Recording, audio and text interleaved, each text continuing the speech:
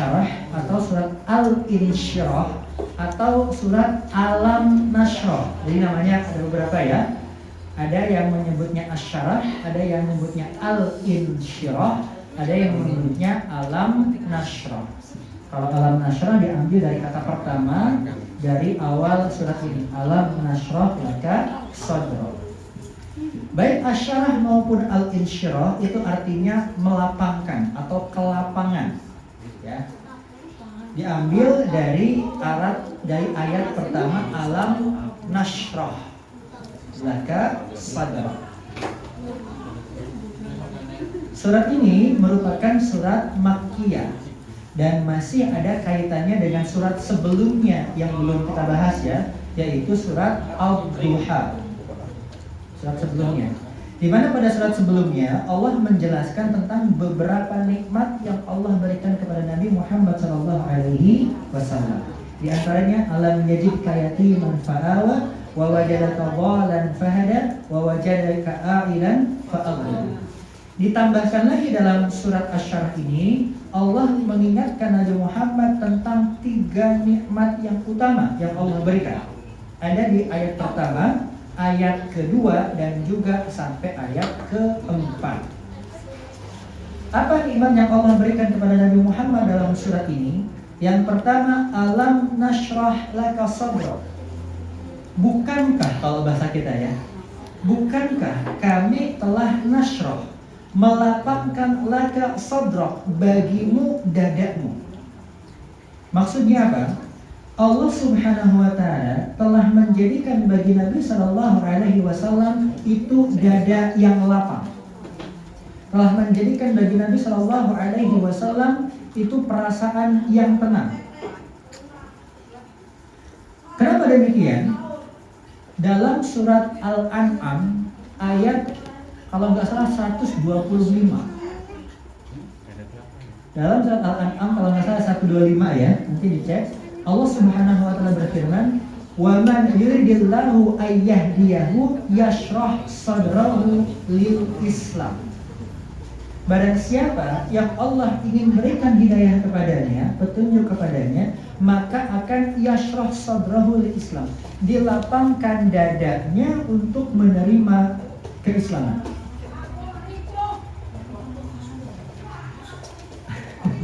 Untuk menerima keislaman. Artinya di antara tanda-tanda hidayah dari Allah, di antara tanda-tanda kebaikan dari Allah untuk hambanya adalah hambanya akan dilapangkan dadanya untuk menerima keislaman.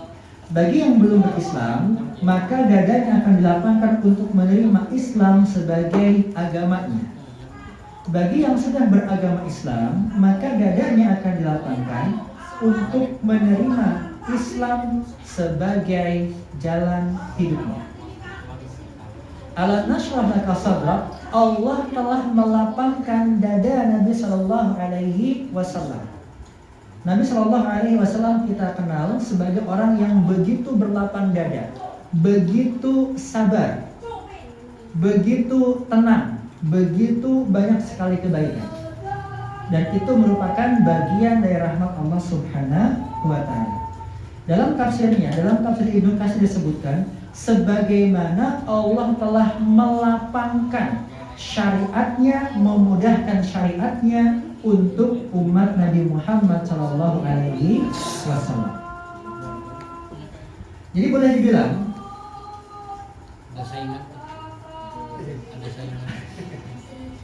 syariatnya Nabi Muhammad itu adalah syariat yang paling mudah, syariat yang paling lapang, syariat yang paling kalau bahasa kita itu paling universal. Jika dibandingkan dengan syariat umat-umat terdahulu, maka syariat Nabi Muhammad itu merupakan syariat yang paling sederhana, syariat yang paling mudah, Yang paling mudah begini saja itu masih banyak orang merasa sulit, merasa berat, bahkan enggan untuk bersyariat dengan syariatnya Nabi Muhammad. Padahal ini merupakan aturan dari Allah yang Allah berikan untuk umatnya Nabi Muhammad. Coba kita bayangkan ya, kita bandingkan deh, walaupun katanya ojo dibanding-banding ke. Coba kita bandingkan dengan syariatnya Nabi Musa. Sama-sama aturan dari Allah, tapi syariatnya berbeda. Untuk umatnya Nabi Musa, contoh, dalam kasus membersihkan najis,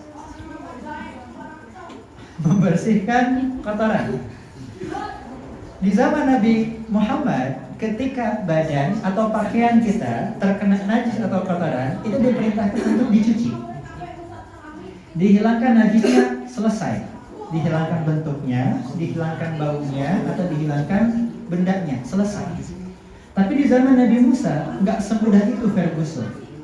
Di zaman Nabi Musa, itu nggak bisa dicuci, tapi apa? Dihilangkan sama tempat-tempatnya.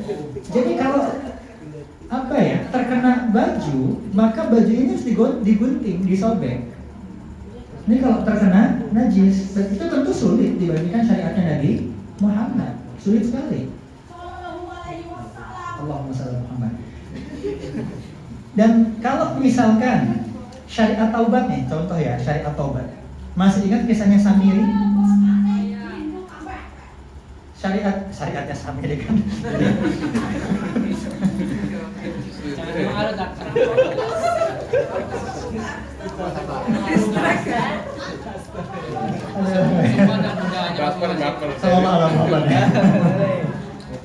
Masih ingat syariat Nabi Musa terhadap orang-orang yang mengikuti Samiri?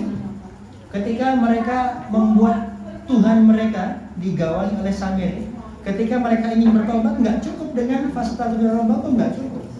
Kalau Nabi Muhammad itu umatnya, ketika disuruh taubat, fatubu ilallahi taubatan nasuha fastaghfiru rabbakum innahu kana ghafura, minta ampunan. Tapi kalau umatnya Nabi Musa, dengan dosa mereka, taubatnya diterima dengan syarat faqtulu anfusakum. Syaratnya mereka adalah harus membunuh diri mereka sendiri. Mau taubat aja harus bunuh diri, coba. Beratnya luar biasa. Makanya syariatnya Nabi Muhammad itu paling ringan sebenarnya, paling ringan. Bahkan dikatakan ketika Allah mewajibkan puasa di bulan Ramadan, atau ketika Allah mewajibkan sholat 5 waktu, itu sejatinya lebih mudah dibandingkan syariat puasa maupun syariat sholat umat-umat terdahulu. Kama kutiba 'alal ladzina min qablikum, berarti umat-umat terdahulu juga diwajibkan untuk berpuasa. Dan dikatakan syariat umat terdahulu puasanya lebih berat daripada umat Nabi Muhammad SAW. Jadi rahmat Allah bagi Nabi Muhammad dan kita selaku umatnya diberikan syariat yang mudah. Bahkan ada sebuah kaidah ya dalam ilmu fikih, dalam ilmu usul fikih, ad-darurah tubihul mahdzurah. Kedaruratan itu membolehkan sesuatu yang diharamkan. Walaupun itu aslinya haram, tapi kalau darurat diperbolehkan. Bahkan setiap ada kesulitan menjadikan adanya kemudahan. Al-masyaqqah tajlibu taisir. Misalkan lagi puasa, kemudian safar, sulit untuk berpuasa, dikasih rukhsah. Itu kemudahan di zaman Nabi Muhammad SAW. Alam nashrah laka sadrak. Nikmat yang kedua apa? Wa wada'na anka wizrak. Dan kami wada'na, kata wada'na di sini artinya menghilangkan.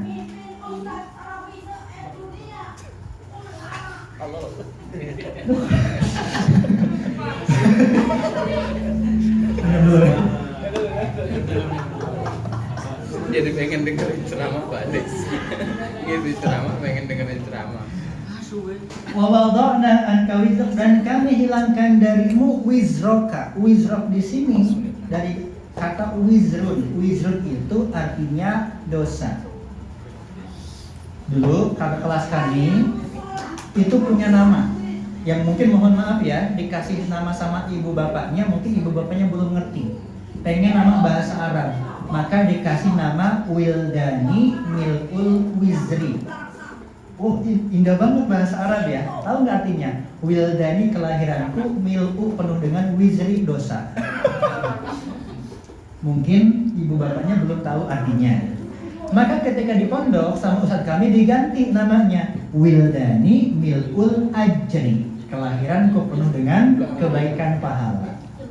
Ya walaupun mungkin tertulis di aktenya seperti itu ya. Artinya kalau mungkin nama kita itu kurang begitu enak terdengar, ya dipanggillah dengan panggilan yang lebih enak lagi, gitu ya. Dan kalau misalkan mau ngasih nama, pengen pakai bahasa tertentu, daripada salah, mendingan nanya. Fas'alu ahla dzikri in kuntum la ta'lamun. Mohon maaf Ji, tidak semua nama dalam Al-Quran itu bagus. Wah, keren namanya nih Fir'aun wa Haman misalkan kan gitu. Atau kalau di Sunda itu namanya itu biasanya ada rumusnya. Tek dung dung tek itu loh. Maman Surahman, ya. Udin Bahrudin misalkan gitu. Mentang-mentang pengen ngikutin rumus ya jangan ujug-ujug dodok dolimin misalkan ya. Ipin kafirin, ikin musyrikin ya, nanya dulu, lebih baik seperti itu. Maksud wa wada'na anka wizrak adalah Allah telah mengampuni, menghapuskan dosa-dosa Nabi Muhammad SAW baik yang terdahulu maupun yang akan datang, dan ini suatu ungkapan dari yang namanya al-ismah atau maksumun. Apa itu maksum? Bapak Ibu yang rahmati Allah, perlu dipahami. Kata maksum itu bukan berarti tidak pernah berbuat dosa sama sekali, bukan. Maksum itu artinya terjaga atau dijaga, dipelihara oleh Allah Subhanahu wa taala dari perbuatan dosa. Kalau tidak pernah berbuat dosa, itu namanya malaikat. Malaikat itu nggak pernah berbuat dosa, malaikat. Tapi yang namanya rasul, yang namanya nabi itu dari golongan manusia. Selain mereka dituntun oleh wahyu, ada sisi kemanusiaan yang menunjukkan bahwa mereka manusia untuk diikuti. Maka baik nabi maupun rasul, bahkan Nabi Muhammad SAW pernah nggak keliru? Pernah. Tapi karena mereka dijaga oleh Allah, langsung diluruskan oleh Allah, nggak butuh waktu lama. Ambil contoh Nabi Yusuf. Dalam kisahnya, dalam surat Yusuf ya, Nabi Yusuf itu suka sama Zulaikha. Suka loh Nabi Yusuf sama Zulaikha. Suka. Zulaikha pun suka Nabi Yusuf. Dalilnya apa? Walaqad hammat bihi wa hamma biha. Zulaikha suka Nabi Yusuf, Yusuf suka sama Zulaikha. Dan itu masih normal. Kenapa? Masih laki-laki suka perempuan, perempuan suka laki-laki. Zaman sekarang jeruk makan jeruk. Hah? Repotnya di situ ya. Zaman sekarang terang-terangan bahkan. Kaum dulu kan diajar sama Allah. Itu Nabi Yusuf suka loh sama Zulaikha. Artinya ada perasaan suka normal gitu. Laki-laki suka sama perempuan, perempuan suka sama laki-laki itu normal. Suka kecantikan, suka ketampanan itu normal. Tapi karena Allah melindungi Nabi Yusuf, maka Nabi Yusuf dipalingkan dari hal tersebut. Belum sempat Nabi Yusuf pikir macam-macam, belum sempat Nabi Yusuf berbuat macam-macam, langsung dipalingkan oleh Allah Subhanahu wa taala. Maka ketika ghallaqatil abwab, semua pintu jendela tertutup, tinggal mereka berdua di sana. Kan kalau kata Rasul, ketika ada dua orang laki-laki perempuan berdua-duaan, maka yang ketiganya adalah setan. Dua-duanya setan. Ustaz, bagaimana kalau misalkan laki-laki sama laki-laki berduaan, yang ketiganya siapa? Malaikat agama. Jadi memang ada godaan di sana, tapi Allah melindungi Nabi Yusuf. Maka ketika dikatakan hai talak oleh Zulaikha, mari sini, Nabi Yusuf mengatakan apa? Ma'allah, aku berlindung kepada Allah. Itu bukti bahwa Nabi Yusuf itu manusia biasa, bukan malaikat, tapi dilindungi oleh Allah Subhanahu wa taala. Nabi siapa yang dimakan ikan paus? Nabi? Apa Nabi Yunus pernah keliru nggak? Pernah keliru, karena meninggalkan umatnya sebelum diperintahkan sama Allah. Akhirnya Allah tegur langsung dengan ditenggelamkan dan dimakan oleh ikan paus. Nabi Muhammad pun demikian. Saya katakan Nabi Muhammad bukan malaikat. Beliau adalah manusia, walaupun memang manusia termulia, terbaik. Karena beliau manusia, ada sisi manusiawinya. Beliau pernah sedih, beliau gembira, beliau pernah marah, gitu loh. Itu sisi manusiawinya. Dan ada suatu ketika Nabi Shallallahu Alaihi Wasallam melakukan kekeliruan, tapi karena dijaga oleh Allah langsung ditegur dan diluruskan oleh Allah Subhanahu Wa Taala. Dan tercatat dalam Al-Quran beberapa hal. Contoh dalam surat Abasa, Nabi ditegur sama Allah Subhanahu Wa Taala. Ketika Nabi ingin berdakwah kepada para pembesar Quraisy, tiba-tiba ada seseorang yang buta yang bernama Abdullah bin Umi Maktum datang dengan mengatakan, wahai Nabi Muhammad, aku pengen dengar Quran, aku pengen dengar Quran, pengen dengar Al-Quran.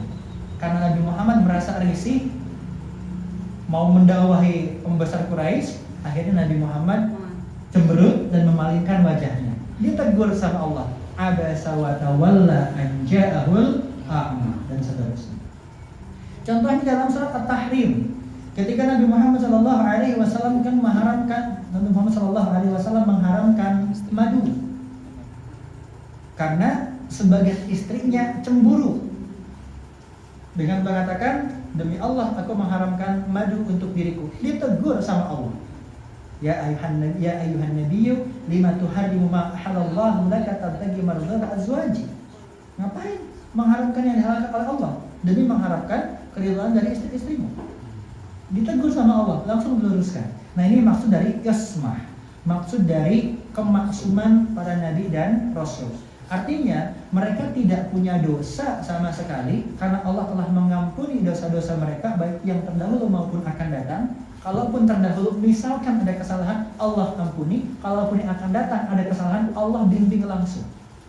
Itu yang disebut sebagai maksum. Dan yang maksum cuma para nabi dan rasul. Artinya selain nabi dan rasul, kita, guru kita, siapapun itu tidak ada yang maksum. Ya. Jadi mohon maaf, kita wajib menghormati, tapi jangan sampai mengkultuskan orang lain selain Nabi Muhammad SAW. Ihtiram itu harus, menghormati itu wajib hukumnya. Apalagi orang-orang berilmu, orang-orang saleh. Tapi jangan pernah dikultuskan seolah-olah mereka lebih mulia dari Nabi SAW. Seperti Nabi pun nggak boleh, apalagi dianggap lebih mulia dari Nabi. Ya, jadi jangan mengkultuskan. Ini nikmat yang kedua. Wa rafa'na anka wa wada'na anka wizrak alladhi anqadha dhahrak. Karena yang namanya dosa, yang namanya kesalahan-kesalahan tersebut itu merupakan suatu beban. Maka Allah Subhanahu wa taala hilangkan itu. Wa rafa'na laka dzikrak, dan kami rafa'na, tinggikan. Apa? Laka dzikrak, bagimu dzikrak, sebutannya. Artinya Nabi Muhammad SAW namanya ditinggikan oleh Allah Subhanahu wa taala. Bahkan Nabi SAW bersabda, tidaklah aku disebut kecuali bersama dengan keagungan dan nama Allah Subhanahu wa taala. Dalam salat, dalam tahiyat, dalam syahadat, semuanya ketika disebutkan Muhammad dikaitkan dengan Allah Subhanahu wa taala. Asyhadu an la ilaha illallah wa asyhadu anna Muhammadan Rasulullah. Dan tidak diterima syahadat seseorang kecuali juga bersyahadat bahwa Nabi Muhammad merupakan Rasul utusan Allah. Khatimul Anbiya wal Mursalin, penutup para nabi dan rasul. Artinya walaupun dia bersyahadat bahwa la ilaha illallah, tapi mengakui ada nabi yang lain selain Nabi Muhammad, maka syahadatnya tidak diterima batal. Beberapa waktu yang lalu ada orang bikin syubhat, ada orang bikin keraguan-raguan. Bukan lagi pakai logika tapi pakai Al-Quran. Dia tanya, coba dalam Al-Quran siapa yang disebutkan Rasul setelah Isa? Nabi Muhammad apa bukan? Rasul setelah Nabi Isa, Nabi Muhammad apa bukan? Muhammad apa Ahmad? Ahmad loh kata dia. Tuh dari Al-Quran, ya'ti min ba'di ismuhu Ahmad. Berarti bukan Muhammad, Ahmad katanya. Ahmad siapa? Ahmad Musodeh. Berarti Rasulnya aku. Ini dalil yang dipakai oleh Mirza Ghulam Ahmad, pendiri Ahmadiyah, bahwa akulah Rasul setelah Isa. Maksudnya apa? Rasul terakhir katanya gitu. Dalilnya Al-Quran, ya'ti min ba'di ismuhu Ahmad. Padahal Ahmad itu siapa? Muhammad. Karena dalam hadis sahih Rasul bersabda bahwa namaku tuh banyak. aku ini Muhammad, aku ini Ahmad, aku ini Toha, aku ini Yasin, aku ini Abul Qasim, kata Nabi Muhammad. Dan beberapa nama-nama yang lain. Makanya kalau dengar kata Toha, kalau dengar kata-kata Yasin, itu nama lain Nabi Muhammad. Salatullah salamullah ala Toha Rasulillah. Salatullah salamullah ala Yasin Habibillah. Toha ya Yasin kok ya Muhammad. Nama lain dari Nabi Muhammad. Ya. Dan Nabi Muhammad itu namanya mulia terpuji. Dan nama pertama kali Muhammad itu Nabi Muhammad. Belum pernah nama ada Muhammad sebelumnya. Bahkan dikatakan, saya pernah mendengar sebuah ceramah dari Gus Baha ya. Ceramahnya menarik. Kenapa kok namanya Muhammad? Ada rahasianya katanya. Kenapa? Muhammad itu artinya apa sih? Terpuji kan? Artinya terpuji. Jadi ketika orang-orang ingin memfitnah Muhammad dengan nama Muhammad, itu jadi nggak enak. Karena namanya saja sudah terpuji. Contoh misalkan Abu Jahal, Abu Lahab pengen menjelek-jelekan Nabi Muhammad. Itu tuh si pendusta, si Muhammad. Pendusta tapi Muhammad. Aneh gitu loh. Pendusta tapi terpuji. Aneh, jadi para dokter sendiri. Kok pendusta tapi terpuji sih? Kan gitu. Bahkan ketika ingin menjelaskan Nabi Muhammad bukan dengan nama Muhammad, kembali lagi ke Muhammad. Sama si pendusta tuh. Si pendusta tuh siapa? Ya, Muhammad. Kembali lagi ke Muhammad. Nama yang mulia lagi gitu. Makanya memang nama yang sangat luar biasa yang diberikan oleh kakek beliau ya, Abdul Muttalib. Nama yang pertama kali dipakai. Sama seperti nama Yahya, itu pertama kali dipakai oleh Nabi Yahya. Belum pernah dipakai oleh nama-nama sebelumnya. Jadi kalau mau unik, cari nama yang belum pernah dipakai oleh orang lain. Itu unik namanya. Tapi nama yang bagus ya. Wa rafa'na laka dzikra. Nah, tiga nikmat ini Allah sebutkan sebagai apa? Sebagai penyemangat untuk dakwahnya Nabi Shallallahu Alaihi Wasallam. Karena memang Nabi mengalami tekanan yang sangat luar biasa. Sebagai motivasi tersendiri bahwa Allah senantiasa menjaga bahkan memuliakan Nabi Muhammad Shallallahu Alaihi Wasallam. Dan belum ya? Nunggu adzan resmi ya? Adzan off air. Adzan off air ya? Adzan offline. Ya. Selanjutnya Allah Subhanahu wa taala firman, "Fa inna ma'al usri yusra, inna ma'al usri yusra." Ini menarik. Kenapa menarik? Yang pertama, kalimat ini diucapkan dua kali. Fa inna ma'al usri yusra, diulangi lagi. Inna ma'al usri yusra. Dalam bahasa Arab, ketika ada kata ataupun kalimat diulang, itu menunjukkan penegasan. Yang pertama. Yang kedua, dalam kalimat itu sendiri sudah ada penegasannya. Inna. Maka penegasannya double-double ini. Yang pertama, sesungguhnya. Yang kedua, diulang lagi, sesungguhnya. Maka penegasan bahwa dalam setiap kesulitan ada kemudahan. Yang pertama, keunikan yang kedua, al-usri atau al-usru di sini itu pakai alif lam, betul? Fa inna ma'al usri. Sambil melanjutkan ya. Monggo sambil acara ini acara kumpulan apa-apa.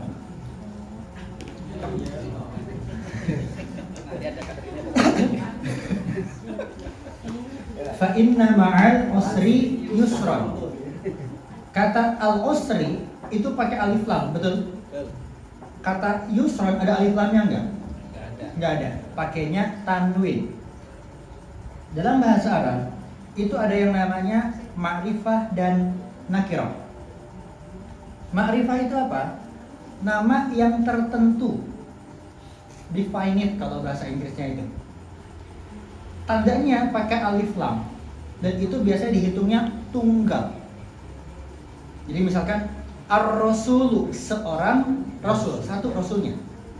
Dah tertentu rasul yang itu. Atau misalkan mohon maaf, Allah. Allah itu adalah satu, maha satu bahkan. Beda dengan ilah.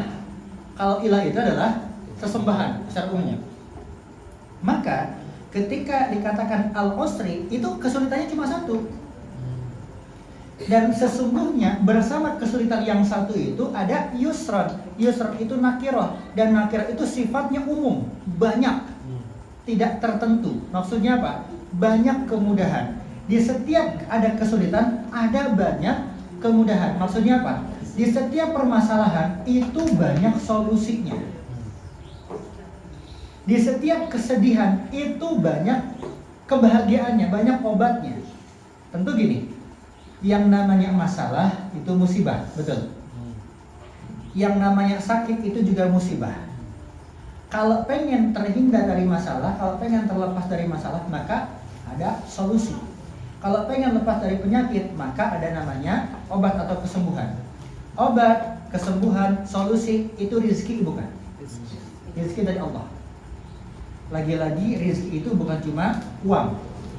Sehat itu rezeki, sembuh itu rezeki. Mohon maaf ya, orang sakit nggak sembuh-sembuh mungkin uangnya habis. Atau bisa jadi Allah Subhanahu wa Ta'ala berikan rezeki berupa kesehatan yang nilainya lebih mahal daripada uang. Oleh karena kesehatan, kesembuhan, solusi dari setiap permasalahan itu rezeki, dan rezeki itu merupakan pemberian dari Allah yang harus dicari, maka solusi itu pun harus diusahakan. Kesembuhan itu pun harus diikhtiarkan. Dengan kata lain, ketika seseorang itu sakit, maka wajib baginya ikhtiar untuk sembuh, bukan nunggu sembuh. Ketika seseorang itu menghadapi masalah, maka wajib dirinya untuk mencari solusi, bukan nunggu solusi selesai begitu saja, enggak. Dan Allah berikan solusi yang banyak, Allah berikan obat yang banyak, Allah berikan penawar yang banyak, dengan catatan manusia mau nggak untuk mencarinya, manusia mau nggak untuk mengusahakannya. Karena Allah sudah janjikan bahwa di setiap kesulitan ada banyak kemudahan, di setiap di setiap kebuntuan ada jalan lain. Bahkan ditegaskan fa inna ma'al usri yusra, inna ma'al usri yusra. Artinya setiap permasalahan itu ada solusinya, setiap penyakit itu ada obatnya. Bahkan stres pun itu ada obatnya. Nggak percaya? Coba tanya Bang Haji Roma Irama. Stres, obatnya iman dan takwa kan gitu. Penyakitnya satu, obatnya dua, iman dan takwa. Jadi luar biasa ya, Allah Subhanahu wa Ta'ala maha baik sama kita. Allah kasih syariat yang ringan. Ketika ketemu kesulitan, Allah kasih kemudahan. Al-masyaqqah tajlibu taisir. Allah perintahkan kita untuk berwudu. Sulit untuk berwudu, nggak ada air, nggak dapat air, atau nggak bisa menggunakan air. Allah kasih kemudahan dengan air. Sholat kita wajib berdiri, nggak bisa berdiri, Allah kasih keringanan duduk. Nggak bisa duduk, berbaring. Nggak bisa pakai gerakan, pakai isyarat. Nggak bisa pakai isyarat, pakai hati. Nggak bisa sholat pakai hati, sholatkan. Nggak hidup berarti. Ketika orang tersebut mampu untuk melaksanakan kewajiban, dilaksanakan. Ketika tidak mampu, dimaafkan. Contohnya apa? Haji. Man istata ilaihi sabila. Wajib nggak haji? Wajib, rukun Islam lagi. Tapi nggak mampu, nggak apa-apa. Gitu ya. Fa inna ma'al usri yusra. Di setiap kesulitan itu ada kemudahan. Maka Allah mengingatkan fa'idha farauta fansab. Ini rumus nih kalau pengen terhindar, terlepas dari permasalahan. Fa'idha farauta fansab. Dalam tafsir disebutkan ketika engkau telah selesai, isi lagi, maksudnya apa? Telah selesai dengan kegiatan duniawimu, jangan lupa isi kembali dengan kegiatan ukhrawimu. Seharian kita mencari dunia, seharian kita bekerja untuk mencari materi, jangan lupa untuk mencari akhirat. Udah selesai nih, nyari dunianya nih, udah istirahat nih, sore hari udah pulang ke rumah nih, kosong kan waktunya, jangan dibiarkan kosong begitu saja, isi lagi dengan perbuatan ibadah. Fa'idha farauta fansab. Atau ada yang mengartikan ayat ini adalah jangan kita menyia-nyiakan waktu. Ketika ada waktu yang tersedia, isi lagi dengan kegiatan yang bermanfaat. Manfaatkan untuk melakukan amal kebaikan. Pernah dengar istilah gini nggak? Al-wajibat aksaru minal awqat. Kewajiban lebih banyak dari waktu yang tersedia. Pernah dengar itu? Kok bisa? Padahal setiap kewajiban itu ada waktunya. Allah kasih durasinya. Kita dikasih tugas, kan mesti ada waktunya. Nih, selesai tugas ini, deadline-nya sampai minggu depan. Ada waktunya. Ada tugas lagi, sampai kapan? Ada waktunya. Kok bisa ada kewajiban yang lebih banyak daripada waktu yang tersedia? Kenapa seperti itu?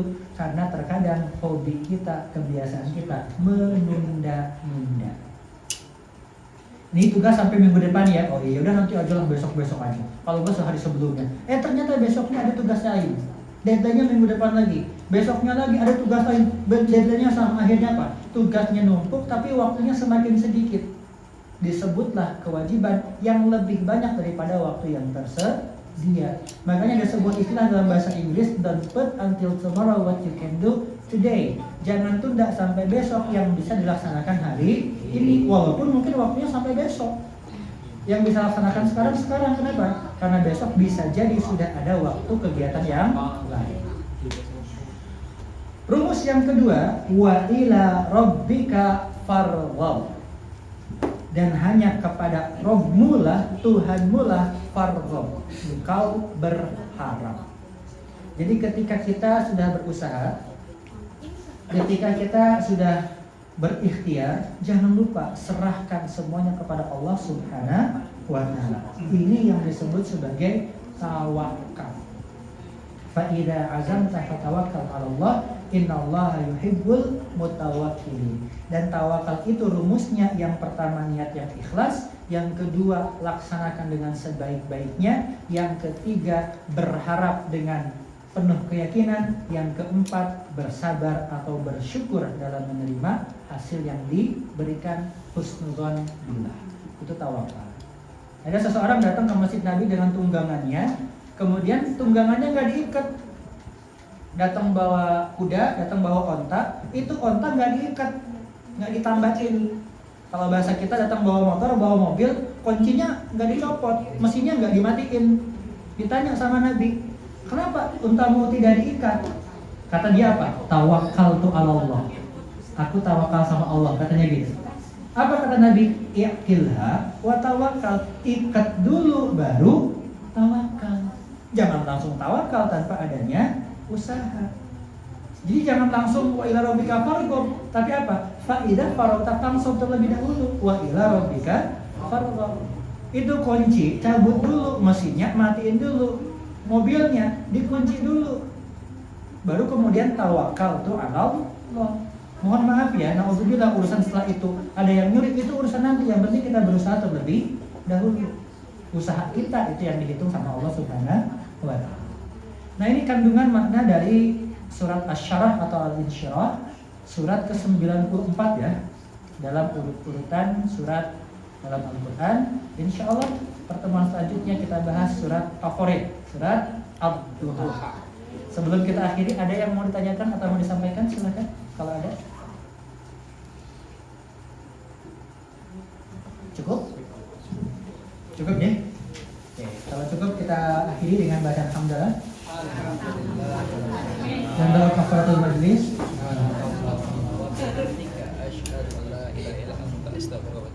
Aqulu qawli hadza astaghfirullah wa lakum. Assalamualaikum warahmatullahi wabarakatuh.